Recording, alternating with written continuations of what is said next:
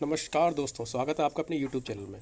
दोस्तों, आज की इस वीडियो में हम चर्चा करेंगे कि राजस्थान के पवित्र धाम सीकर में कैसे जाया जाए। तो स्वागत है आप सभी प्यारे भक्तों का और जय श्री श्याम। दोस्तों, आप सभी बाबा श्याम के आलोकी दरबार खाटू श्याम में आपका स्वागत है। भगवान श्री कृष्ण को अपने शीश का दान देने वाले और कलयुग में भगवान श्री कृष्ण के अवतार खाटू श्याम जी करोड़ों लोगों के दिलों में बसे हुए हैं। देश ही नहीं, विदेशों से भी लोग बाबा श्याम की एक झलक पाने के लिए यहाँ पर आते हैं।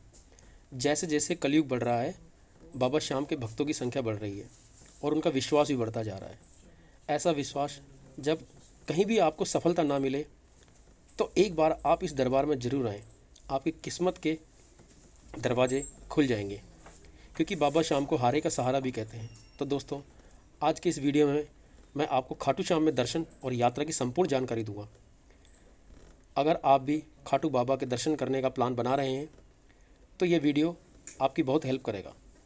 इस वीडियो में बात करेंगे कि आप यहाँ तक कैसे पहुँचेंगे, रुकने के लिए होटल या धर्मशाला कहाँ पर लेना चाहिए, यात्रा और दर्शन का सही तरीका क्या है, आसपास के प्रमुख स्थान कौन कौन से हैं, यहाँ पर खाने पीने की कैसी व्यवस्था है, और वीडियो के लास्ट में बात करेंगे संपूर्ण बजट की।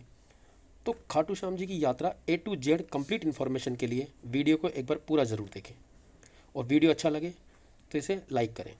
दोस्तों, खाटू श्याम जी का यह पावन दरबार राजस्थान के सीकर ज़िले में स्थित है, जो कि जयपुर शहर से 70 किलोमीटर की दूरी पर खाटू गांव में विराजमान है। प्रतिदिन हजारों भक्त दूर दूर से यहाँ दर्शन करने के लिए आते हैं। तो चलिए फिर वीडियो में आगे बढ़ते हैं और एक एक करके सभी बातों को जानते हैं। सबसे पहले बात करते हैं आप यहाँ तक कैसे पहुँचेंगे।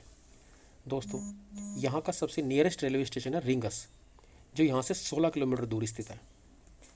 रिंगस रेलवे स्टेशन के बाहर से खाटू श्याम के लिए शेयरिंग टैक्सेस मिल जाती है, जो कि 50 रुपये का चार्ज करते हैं। अगर आपको रिंगस तक डायरेक्ट ट्रेन नहीं मिलती तो आप जयपुर आ जाइए। जयपुर तक हर छोटे बड़े स्टेशन से डायरेक्ट ट्रेन मिल जाएगी। वहीं अगर आप जयपुर आ रहे हैं तो स्टेशन के बाहर आपको प्राइवेट टैक्सीज मिल जाती है। राउंड ट्रिप का लगभग 3500 से 4000 रुपये का चार्ज करते हैं। इसके अलावा अगर आप बस से जाना चाहते हैं तो आप रेलवे स्टेशन के बाहर से ऑटो में 20 रुपये देकर आप आ जाइए सिंधी के बस स्टैंड। सिंधी के बस स्टैंड के पास में यहाँ से गवर्नमेंट और प्राइवेट बसेज आपको मिल जाती है। गवर्नमेंट बस में इस 17 किलोमीटर दूरी के लिए 90 से 100 रुपये का चार्ज करते हैं। वहीं प्राइवेट नॉन AC में 100 से 120 रुपये और AC बस में 120 से 150 रुपये का चार्ज लेते हैं। लगभग 2 से ढाई घंटे का प्यारा सा सफ़र पूरा करके आप खाटू श्याम जी पहुँच जाएंगे। अगर आप फ्लाइट से आना चाहते हैं तो जयपुर में ही इंटरनेशनल एयरपोर्ट है। जयपुर तक आने के बाद में आप बस या टैक्सी के माध्यम से खाटू श्याम तक पहुंच सकते हैं। वहीं दोस्तों, बहुत से दोस्त रिंगस से खाटू श्याम का निशान लेकर 16 किलोमीटर की पैदल यात्रा करते हैं। रास्ते में आपको खाने पीने के लिए बहुत से छोटे बड़े रेस्टोरेंट मिल जाएंगे। आप रुकते रुकाते आराम करते खाटू श्याम पहुँच सकते हैं। तो चलिए, प्यारा सा सफ़र पूरा करके अब हम लोग पहुँच चुके हैं श्याम बाबा की नगरी खाटू में। दोस्तों, खाटू श्याम दौर के पास ही बस स्टैंड है। यहीं पर बस वाले आपको ड्रॉप करते हैं। यहाँ से मंदिर की दूरी लगभग 1.5 किलोमीटर की है। थोड़ा सा ही चलने के बाद में आप लोग आ चुके हैं तोरण द्वार पर। सामने ही आप खाटू श्याम जी का तोरण द्वार का दर्शन कर रहे हैं। भक्त यहाँ पर मत्था टेकने के बाद में मंदिर के लिए आगे बढ़ते हैं। तो चलिए, अब हम लोग आगे की बात करते हैं कि यहाँ पर रुकने के लिए होटल या धर्मशाला कहाँ पर लेनी चाहिए। दोस्तों, तोरण द्वार और बस स्टैंड के आसपास बहुत से अच्छे और VIP होटल्स बने हुए हैं। वहीं तोरण द्वार से खाटू श्याम मंदिर तक बड़ी सी मार्केट बनी हुई है। यहाँ पर भी आपको बहुत से होटल, धर्मशाला और गेस्ट हाउसेज मिल जाएंगे। दोस्तों, ऐसे तो बहुत से लोग यहाँ पर सुबह आने के बाद धर्मशाला में 100 से 50 रुपये देकर स्नान करते हैं और अपना सारा सामान जमा कराने के बाद खाटू श्याम में दर्शन करके शाम को यहाँ से वापसी कर लेते हैं। अगर आप यहाँ रुकना चाहते हैं तो यहाँ पर आपको धर्मशाला मिल जाएंगी। धर्मशाला की स्टार्टिंग 500 रुपये से हो जाती है। वहीं होटल की स्टार्टिंग 800 रुपये से हो जाती है। 1000 से 1500 के बजट में आपको एक अच्छा AC रूम मिल जाता है। इसके अलावा 2000, 3000, 5000 तक के बजट में आपको रूम्स मिल जाते हैं। जैसा आपका बजट हो, यहाँ पर आप होटल्स ले सकते हैं। तो चलिए, एक अच्छा सा रूम लेने के बाद में कुछ देर आराम करेंगे और अब हम लोग बात करते हैं यहाँ पर दर्शन का सही तरीका क्या है। दोस्तों, यहाँ पर बड़ी सी मार्केट है जहाँ पर प्रसाद और फूल माला की बहुत सी दुकानें हैं। आप यहाँ से प्रसाद ले सकते हैं। साथ ही भक्त बाबा को मोरपंखी, गुलाब का फूल और इत्र भी भेंट कर सकते हैं। आप मार्केट में जैसे ही आगे बढ़ेंगे, मंदिर से लगभग 200 मीटर पहले ही श्याम कुंड भी है। दोस्तों, ये बहुत ही पवित्र कुंड है। मान्यता ऐसी है कि यहाँ पर खाटू श्याम जी का शीश प्रकट हुआ था।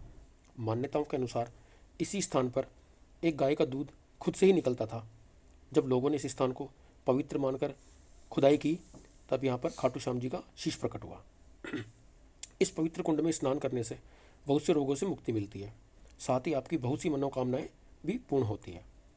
बहुत से भक्तों से मंदिर में दर्शन करने से पहले यहाँ पर स्नान करते हैं और कुछ दर्शन करने के बाद यहाँ स्नान करते हैं, लेकिन आप यहाँ पर स्नान जरूर करें। तो चलिए खाटू श्याम जी का जयकारा लगाते हुए अब हम लोग मंदिर के एकदम पास वाली रेलिंग के पास में पहुँच चुके हैं। जो भी भक्त खाटू श्याम जी का निशान लाते हैं वह इसी स्थान पर जमा कर देते हैं। दोस्तों, यहाँ बहुत सी रेलिंग्स लगी हुई है। इस रेलिंग से भीड़ को बहुत ही अच्छे से कंट्रोल किया जाता है। ऐसे तो यहाँ पर बहुत ज़्यादा भीड़ होती है, लेकिन फागुन के माह में यहाँ पर विशाल मेले का आयोजन होता है। तब यहाँ पर एक दिन में ही लाखों लोग दर्शन करने आ जाते हैं। उस समय बहुत दूर से ही रेलिंग लग जाती है और उस समय आपको लगभग 15 से 20 किलोमीटर तक पैदल चलना होता है। तो चलिए अब हम लोग लाइन में लगकर आगे बढ़ेंगे। दोस्तों, खाटू श्याम जी के शीश के दानी लखदातार, नीले घोड़े वाले, 3 बाणधारी और हारे का सहारा आदि नाम से बुलाते हैं। तो चलिए बाबा श्याम जी का जयकारा लगाते हुए आगे बढ़ेंगे। जय श्री श्याम, जय श्री श्याम, जय श्री श्याम, जय श्री श्याम। अब आप सामने खाटू श्याम जी के आलोक रूप के दर्शन कर सकते हैं। बाबा श्याम आप सभी की कठिनाइयों को जरूर दूर करेंगे, साथ ही आप सबकी मनोकामनाओं को जरूर पूरा करेंगे। आप सभी कमेंट बॉक्स में जय श्री श्याम जरूर लिखें। दोस्तों, खाटू श्याम जी के संबंध में महाभारत काल से मिलता है कि वे 5 पांडवों में से एक भीम और माता हिडिंबा देवी के पुत्र कठोरकथ के नाम से प्रसिद्ध थे। इनका नाम बर्बरीक था। बर्बरीक जी बहुत ही महान और साहसिक योद्धा थे।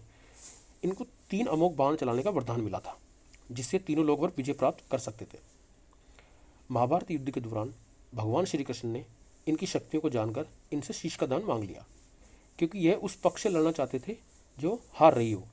अगर ये कौरवों के पक्ष में लड़ते तो महाभारत के परिणाम को बदल सकते थे। इसलिए श्री कृष्ण जी ने इनसे शीश का दान मांग लिया। बर्बरीक ने बिना किसी देरी के शीश का दान कर दिया। इनकी दानवीरता और साहस से प्रसन्न होकर श्री कृष्ण जी ने इनको आशीर्वाद दिया और कहा, कलयुग में आप मेरे श्याम नाम से पूजे जाएंगे और जैसे जैसे कलयुग बढ़ेगा आपकी प्रसिद्धि और बढ़ती जाएगी। दोस्तों, बाबा का शीश खाटू गांव में प्रकट हुआ था और श्री कृष्ण जी ने इनको श्याम नाम दिया था। इसी से बाबा को खाटू श्याम नाम से जाना जाता है।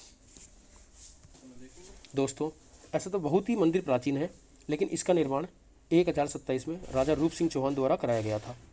बाद में समय समय पर राजाओं और भक्तों द्वारा इस मंदिर का पुनर्निर्माण होता रहा है। तो दोस्तों, आप भी इस अलौकिक मंदिर में दर्शन करने जरूर आएँ। आपको यहाँ दर्शन करने के बाद में आपके जीवन में परिवर्तन ज़रूर मिलेगा। दोस्तों, खाटू श्याम मंदिर से कुछ ही दूरी पर एक दूसरा पवित्र कुंड है। साथ ही यहाँ पर कुछ मंदिर भी बने हुए हैं। आप यहाँ पर दर्शन आदि करके अपने आप को धन्य महसूस कर सकते हैं। साथ ही मंदिर मार्ग पर बहुत ही प्राचीन श्री सीताराम मंदिर है। आप यहाँ महादेव जी के दर्शन कर सकते हैं। साथ ही साथ श्री राम परिवार और बहुत से देवी देवताओं के दर्शन इस यात्रा को सफल बना सकते हैं। चलिए अब हम लोग बात करते हैं यहाँ पर खाने पीने की कैसी व्यवस्था है। दोस्तों, यहाँ पर आपको मार्केट में बहुत से अच्छे रेस्टोरेंट मिल जाएंगे, जहाँ पर आपको बहुत ही पवित्र भोजन मिलता है। यहाँ पर आप 150-200 रुपये में थाली भोजन कर सकते हैं। इसके अलावा south Indian, Rajasthani, north Indian, Marwari हर तरह के खाना पीना आपको खाटू में मिल जाएगा। तो चलिए खाने पीने के बाद में अब हम लोग फिर से तोरण द्वार की तरफ चलते हैं। आप ये भक्तिभाव के माहौल में झूम सकते हैं। साथ ही आप चाहो तो यहाँ पर ऊँट की सवारी भी कर सकते हैं। दोस्तों, यहाँ पर बहुत से लोग सेल्फी पॉइंट भी बने हुए हैं, जहाँ पर लोग सेल्फी लेते हैं। अगर आप चाहें अपनी यादों के लिए यहाँ पर फ़ोटोशूट भी करा सकते हैं। तोरण द्वार खाटू श्याम यात्रा का आकर्षण का मुख्य केंद्र है, तो आप यहाँ पर भी कुछ समय ज़रूर व्यतीत करें। और इसके अलावा अगर आप यहाँ रुकते हैं तो शाम को यहाँ के नज़ारे आपको बहुत ही अच्छे लगेंगे। तो शाम को भी आप यहाँ घूमने आ सकते हैं। तो दोस्तों, इन सभी स्थानों पर दर्शन और घूमने के बाद अगर आपका रुकने का प्लान है तो आप अपने होटल में आराम कर सकते हैं। या फिर आप चाहें तो यहाँ से वापसी भी यात्रा कर सकते हैं। दोस्तों ऐसे तो मैक्सिमम लोग इस यात्रा के साथ में मेहंदीपुर बालाजी और सालासर बालाजी की यात्रा को भी पूरा करते हैं। यहाँ से लोग सालासर बालाजी के लिए डायरेक्ट बसेस मिल जाती है। खाटू श्याम से सालासर बालाजी की दूरी लगभग 110 किलोमीटर की है और बस वाले 150 का चार्ज लेते हैं। वहीं मेहंदीपुर बालाजी की दूरी लगभग 170 किलोमीटर की है। आप खाटू श्याम जी से पहले जयपुर आ जाइए, फिर आप आराम से मेहंदीपुर बालाजी पहुंच सकते हैं। दोस्तों अगर आप मेहंदीपुर बालाजी और सालासर बालाजी यात्रा का कंप्लीट इन्फॉर्मेशन वाला वीडियो देखना चाहते हैं तो डिस्क्रिप्शन बॉक्स में मैं आपको उसका लिंक प्रोवाइड कर दूँगा, तो आप उस वीडियो को भी ज़रूर देखें, आपको बहुत हेल्प मिलेगी। तो चलिए दोस्तों अब हम लोग बात करते हैं यहाँ पर आने का सबसे अच्छा समय कौन सा है। दोस्तों ऐसा तो पूरे साल ही आप यहाँ पर दर्शन करने आ सकते हैं, लेकिन सितंबर से अप्रैल तक का समय सबसे अच्छा समय माना जाता है। इसके अलावा हर एकादशी को यहाँ पर बहुत ज़्यादा भीड़ होती है।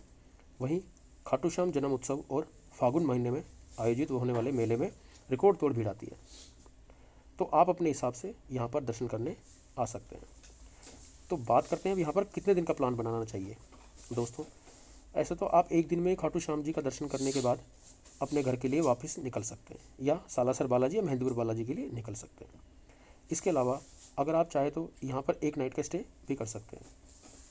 तो चलिए अब हम लोग बात करते हैं सबसे ज़रूरी क्वेश्चन की कि बजट कितना होगा, कितने बजट में आप इस पावन यात्रा को पूरा कर सकते हैं। दोस्तों अगर आप यहाँ दर्शन करने के बाद सेम डे रिटर्न हो जाते हैं तो फिर आप मान के चलें कि 1500 से 2000 का प्लस ट्रेन का टिकट्स और इतने बजट में आपका बहुत आराम से इस पावन यात्रा को पूरा कर लेंगे।